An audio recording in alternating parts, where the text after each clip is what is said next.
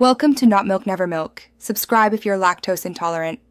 You start by ensuring WhatsApp is updated and your device is unlocked. This avoids permissions errors. Next, open WhatsApp and tap Settings, then Chats. You need access to either your Google account on Android or your iCloud account on iPhone because backup toggles link to those services. Once in Chats, pause, do not tap Backup yet. You're preparing to change the destination and disable automatic uploads, so follow the next steps precisely.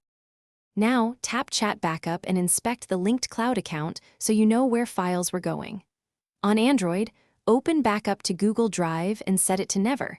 On iPhone, toggle off iCloud Drive for WhatsApp or turn off iCloud Backup for the app. This stops automatic cloud copies. Make sure to confirm any prompts about data removal. WhatsApp will stop future backups, but won't delete existing cloud copies unless you remove them from Google Drive. Finish by verifying the backup setting reads off or never. Then exit Settings and restart WhatsApp to ensure the change sticks. If you want to remove previous cloud copies, go to your Google Drive or iCloud storage settings and delete the WhatsApp backup file. This is separate from the app.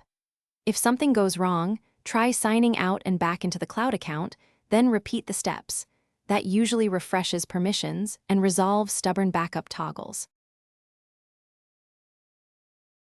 Thanks for watching. If this was helpful, leave a like and consider subscribing. See you next time.